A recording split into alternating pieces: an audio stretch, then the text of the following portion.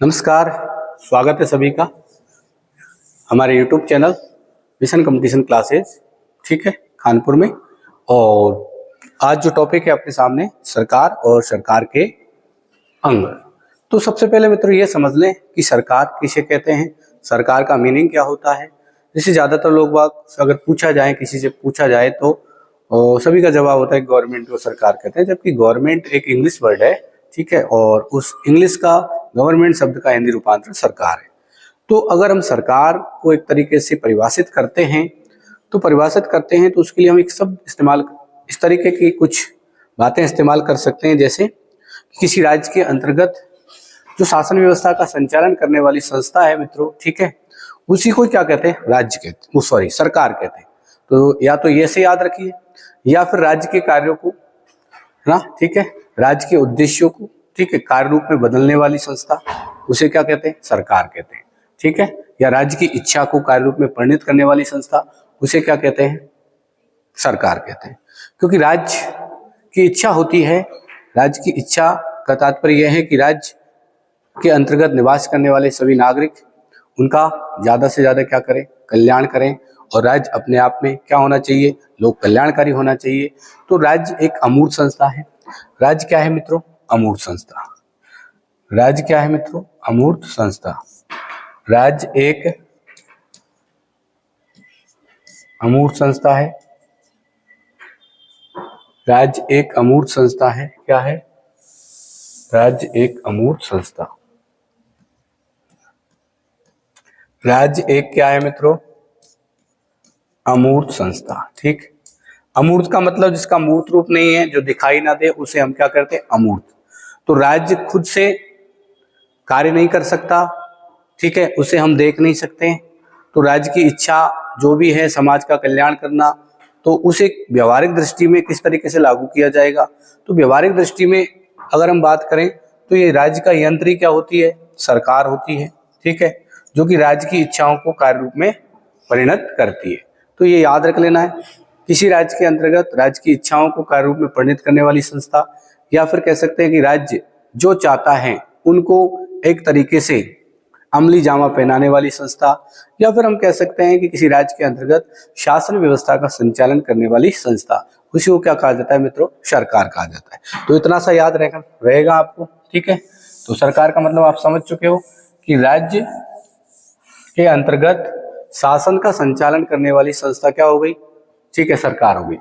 अब बात करते हैं कि सरकार और सरकार के अंग कितने, यानी हम ये कह सकते हैं कि शासन के कितने अंग हैं, ठीक है, government and organs of government, ठीक है। तो सरकार के अंगों की बात करते हैं तो मित्रों एक तो है विधायिका, जिसे हम लेजिस्लेटर बोलते हैं, ठीक है। एक है मित्रों कार्यपालिका, जिसे हम एग्जीक्यूटिव बोलते हैं, ठीक। और एक है मित्रों आपके न्यायपालिका, जिसे जुडिशरी बोला जाता है। तो अब यहाँ सबसे बड़ी बात यह है कि तीनों अंगों के अलग अलग कुछ कार्य होते हैं, उनके बारे में भी हम यहाँ चर्चा कर लेते हैं। जैसे अगर विधायिका की बात करें, इस विधायिका को हम व्यवस्थापिका भी कहते हैं। तो जैसे विधायिका या व्यवस्थापिका, तो सीधी सी बात है, विधायिका का मतलब एक तरीके से विधेयक से, विधेयक का मतलब है ना कानून की कच्ची रूपरेखा से। अर्थात हम ये कह सकते हैं कि ये जो आपके अंग है विधायिका यानी व्यवस्थापिका, ठीक है, इसका कार्य है कानूनों का निर्माण करना।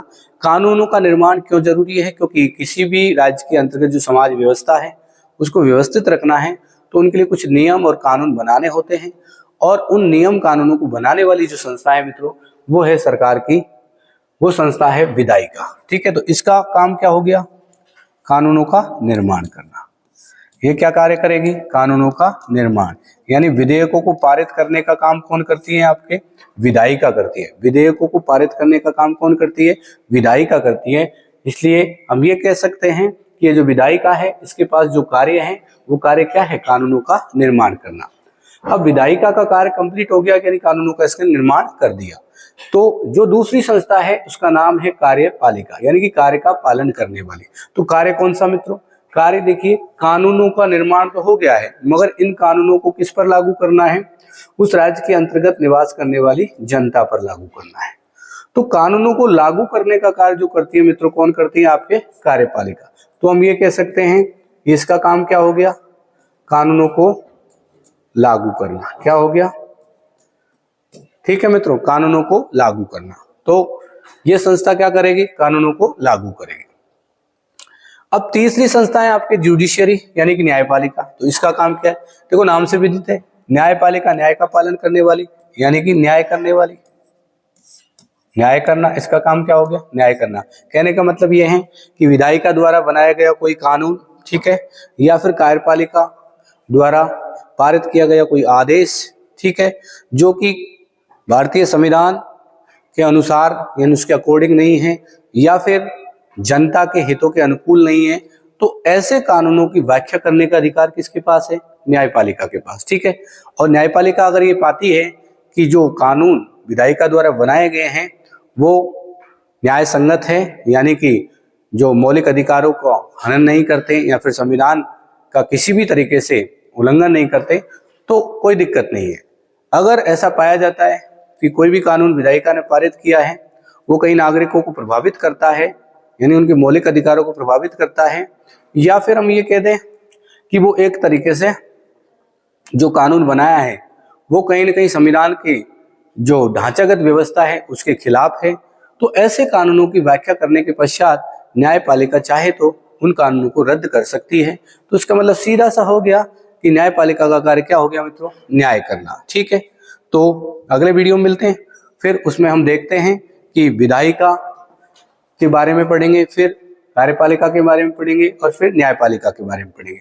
हम सबसे पहले शब्दावलियों को समझ रहे हैं मित्रों, है ना, तो पहले हमें शब्दावली को समझना है ठीक ढंग से, फिर उसके बाद हम विस्तार से चर्चा एक एक बिंदु पर करेंगे, ठीक है। चलिए मित्रों, जय हिंद, जय भारत।